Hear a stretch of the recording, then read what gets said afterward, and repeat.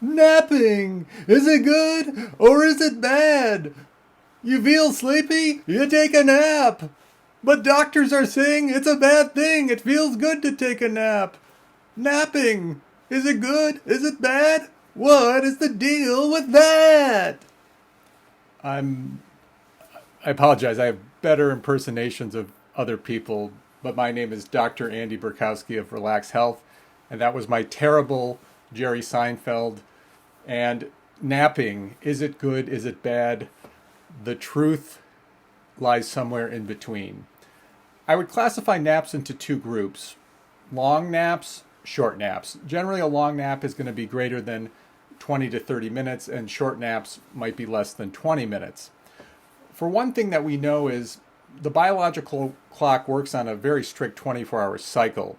So if you take more than one nap per day, that's generally not consistent with any pattern that we're aware of being effective. So if there's going to be a nap, it really has to be at the same time every day. Most people in America would be better off with no naps because the schedule does not allow for a consistent nap during the day, as they do in other countries that build it in. The daytime siesta is built into the social schedule where things close down, time is given off from work in the middle of the day.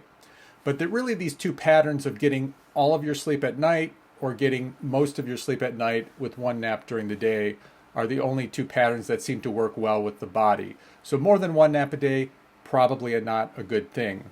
Long naps are also not a good thing unless you're really sleep deprived. If you got 4 hours of sleep last night, you might need a 2-hour nap to catch up. But if you're consistently getting a reasonable amount of sleep every night, you should not be taking a 2-3 hour nap.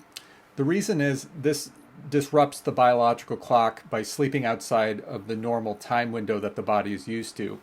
The second thing is it diminishes what is called the homeostatic sleep drive, which is that fuel to sleep during the night. You take a long nap during the day, it makes it very hard to fall asleep at night. It might delay your bedtime, and your sleep quality might be reduced during the night. In particular, people with chronic insomnia, the long naps are a death sentence because they burn up that fuel for sleeping at night, and then people are wide awake at night and their mind starts racing and they can't fall asleep. So naps are particularly bad for people with chronic insomnia. The power nap, the cat nap of about 20 minutes, seems to be ideal for the typical person who's not really sleep deprived. Studies have shown that if the brain's asleep for about 10 minutes, it actually can improve cognition and alertness for several hours thereafter. And this is probably best done during the dip in our biological clock, which for the average person who wakes up at, say, 7 a.m., this would be after lunch, somewhere between noon and 3 p.m. So set that alarm for somewhere between 15 and 20 minutes, doze off, and wake up before you go into deeper stages of sleep, and it won't disrupt your sleep schedule for the next night. So whether you take a nap or not, be careful, particularly with the long naps, but it's really up to you.